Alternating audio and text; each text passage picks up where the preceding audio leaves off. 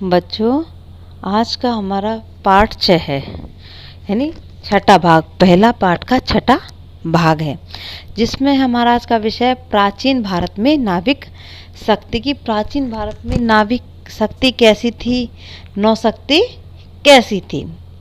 देखो, इसमें बताया कि सिंधु प्रदेश में सिंधु नदी में 6000 वर्ष पूर्व चलने वाले जलयानों का वर्णन विद्वानों ने किया है। जो सिंधु प्रदेश है, वहाँ सिंधु नदी थी और वहाँ पर जो 6000 वर्ष पूर्व जो शक्तिशाली जलयान चलते थे, उनका वर्णन विद्वानों ने किया है। संस्कृत में नव शब्द जलयान के लिए प्रयोग में लाया जाता था। संस्कृत में नव शब्द जो किसके लिए, जलयान के लिए, वो प्रयोग में लाया जाता था। और उस समय इस विद्या को किस नाम से जाना जाता था, नव गति के नाम से। जो यह है जल विद्या, ये जलयान की विद्या, उसको किस नाम से जाना जाता था, नवगति के नाम से जाना जाता था। बाद में उर्दू का शब्द नाव है, जो नव शब्द का पर्याय बन गया। जो नव शब्द का क्या बन गया, पर्याय बन गया, यानी इसका पर्यायवाची शब्द बन गया। और ज्यादा प्रयोग में कौन सा शब्द आने लग गया, नाव। अंग्रेजी शब्द का नेविगेशन इसी नवगति का रूपांतरण है। जो अंग्रेजी भाषा का है नेविगेशन, क्या है, नेविगेशन, जो नव गति का ही रूपांतरण है। यानी इस प्रकार से हम कह सकते हैं कि जो सारे शब्द जो संस्कृत के नव शब्द से ही निकले हैं। किससे निकले हैं, संस्कृत के नव शब्द से ही निकले हैं। अगर हम प्राचीन पुस्तकों को पढ़े तो पता चलता है कि कोलंबस के पैदा होने के पूर्व, यानी कोलंबस जब पैदा भी नहीं हुआ था, उस समय भारत में इतने शक्तिशाली जलयान चलते थे कि प्रशांत महासागर और हिंद महासागर में जब बहुत भयंकर तूफान आए, उनको भी पार करते हुए नाव 1000 यात्रियों को बैठा कर ले जाते थे। वो खुले समुद्र में भयंकर तूफानों में झेलते हुए उनको पार कर सकते थे, यानी सुदूर देश में जा सकते थे। ये जब की बात है जब कोलंबस पैदा भी नहीं हुआ था।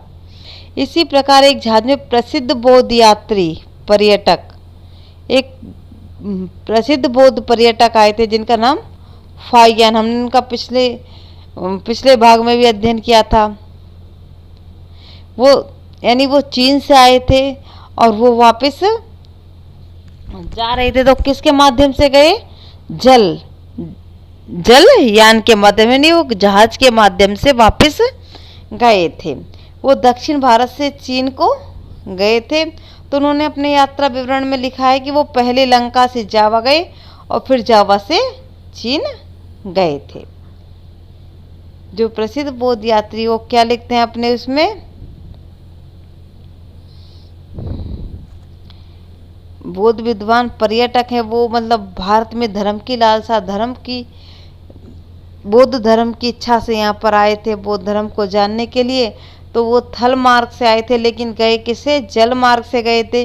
तो उन्होंने कहा कि दक्षिण भारत से वो चीन को गए थे एक जहाज में। तो अपने यात्रा विवरण में लिखते हैं कि वो पहले लंका से जावा और फिर जावा से चीन गए।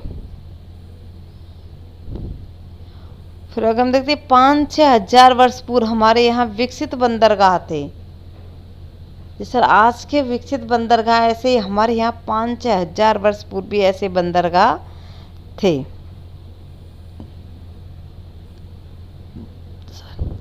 उत्खनन में प्राप्त सौराष्ट्र का लोथल बंदरगाह शास्त्र शुद्ध प्रणाली से बना है। खुदाई के दौरान जब सिंधु घाटी की सभ्यता की खुदाई हुई, तो सौराष्ट्र, गुजरात में एक सौराष्ट्र प्रांत है, तो वहाँ पे एक बंदरगाह मिला। उस बंदरगाह का नाम क्या है, लोथल बंदरगाह। और वो शास्त्र शुद्ध शास्त्रीय प्रणाली से बना हुआ है।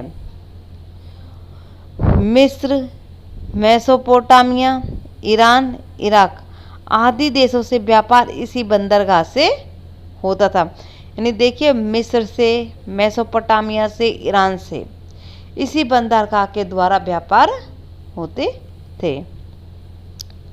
और ये बंदरगाह इतना बड़ा था कि इसमें 756 फुट लंबा, 126 फुट चौड़े और 60 से 75 टन के बीच मालवाहक माल वाले जो जहाज थे वो सीधे घाट पर पहुंच जाते थे। इतना बड़ा बंदरगाह था और इसके जो पूरब से पश्चिम की ओर 1400 मीटर लंबी दीवार थी ताकि बाहर के समय पानी पर्याप्त बना रहे। यानी इतनी बड़ी दीवार बनाई गई थी कि उसमें जब जहाज आए वो इतना भरा हुआ है लेकिन उसको पानी भी तो चाहिए, इसलिए उसमें पूरा पर्याप्त पानी भरा रहे।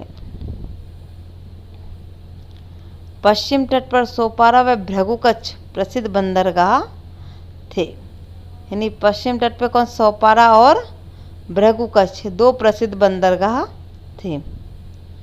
प्रथम शताब्दी में पेरिप्लस ऑफ द एरिथीन सी, मैंने बताया ना तुम्हें कि एक अज्ञात लेखक ने लिखी है यह पुस्तक। पेरिप्लस ऑफ द एरिथीन सी किसने लिखी है? एक अज्ञात लेखक ने लिखी है और इसका विषय क्या रहा है?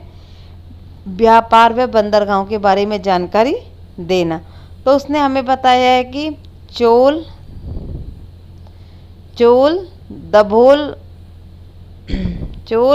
दभोल, राजापुर, मालवड़, गोवा, कोटायम, कोणार्क, मछलीपट्टम, कावेरीपट्टम आदि बंदरगाहों का उल्लेख किया है। यानी ये सब क्या थे?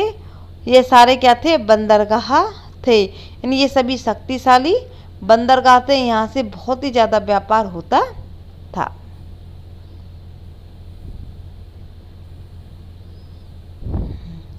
अरब सागर का प्राचीन नाम रत्नाकर था और बंगाल की खाड़ी का प्राचीन नाम क्या था? महोदधि, जिन्हें हम आज अरब सागर के नाम से जानते हैं और बंगाल की खाड़ी के नाम से जान जाते हैं। अरब सागर का नाम रत्नाकर था और बंगाल की खाड़ी का नाम क्या है? महोदधि था। जातक में 10 यात्रियों को ले जाने वाले जहाज़ों का वर्णन है। जातक कथाएं वही हैं जिसमें बुद्ध के पूर्व जन्म की कथाएं, उनमें भी बहुत सारे जहाज़ों का वर्णन है, जिसमें 1-2 जहाज़ों के बारे में बताया कि वो 10-10 यात्रियों को लाने ले जाने का काम कार्य करते थे।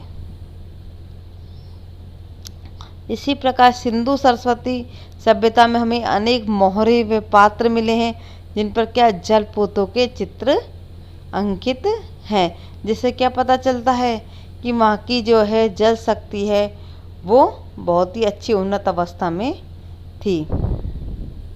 एक तरह से व्यापार वाणिज्य को अच्छे से दर्शाते हैं। सांची व भरूच शिल्प में चप्पू वाले पोत व केबिन वाली नौका के साक्ष्य मिलते हैं। चप्पू वाले पोत यानी जो जहाज होते थे, नाव होती थी, उनमें 100 जो यात्री थे उनको 100 जैसे 2 लाइनों में बैठा दिया जाता था और उनको भी पतवार हाथ में दे दी जाती थी।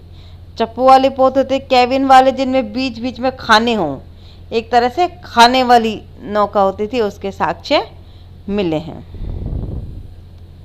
धार के राजा भोज द्वारा लिखित पुस्तक युक्ति कल्प तरु, धार यानी मध्य प्रदेश में एक धार जगह है, वहाँ राजा भोज हुए हैं। वो बहुत ही बड़े विद्वान थे, उन्होंने बहुत सारी पुस्तक लिखी और एक पुस्तक लिखी है उन्होंने युक्ति कल्प तरु, और उसमें नौका निर्माण एवं नौकाओं के प्रकार का उल्लेख किया है। नौका निर्माण एवं नौकाओं के प्रकार का उल्लेख किया है।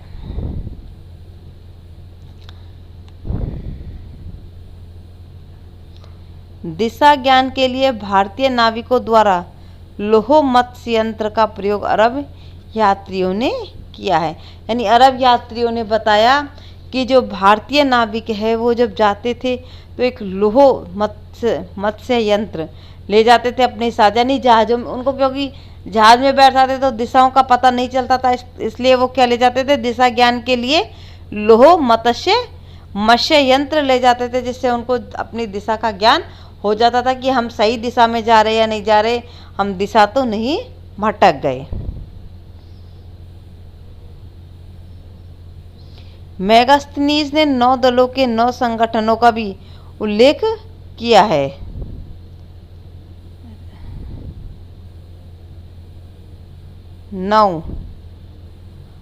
9, ये 9 गलत हो गया, ये 9 है। 9 दल, जो ये 9 सेना के दल थे, उनके 9 संगठनों का उल्लेख किया है। नौकाओं का समूह, जब सागर में नौकाओं का समूह जब नौकाओं का समूह जब समुद्र में सागर में चलता था तो नौका अध्यक्ष उस समूह का प्रमुख अध्यक्ष होता था। यानी एक साथ बहुत सारी नौकाएं निकलती थी, वो समूह निकलता था तो उसका जो प्रमुख एक व्यक्ति होता था वो क्या कहलाता था, उनका अध्यक्ष नौका अध्यक्ष कहलाता था। और प्रत्येक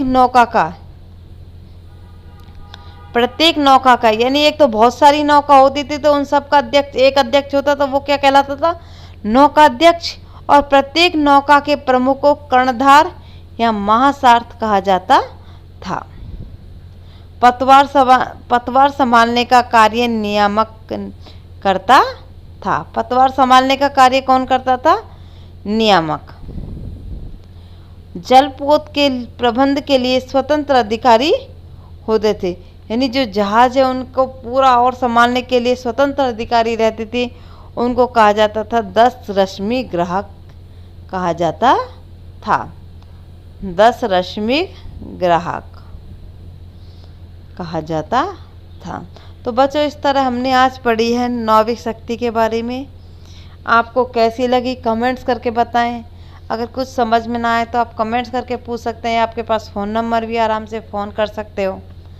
और अगले चैप्टर अगली वीडियो में जब मैं आपके सामने आऊँगी तो प्राग ऐतिहासिक काल के बारे में पढ़ेंगे। धन्यवाद।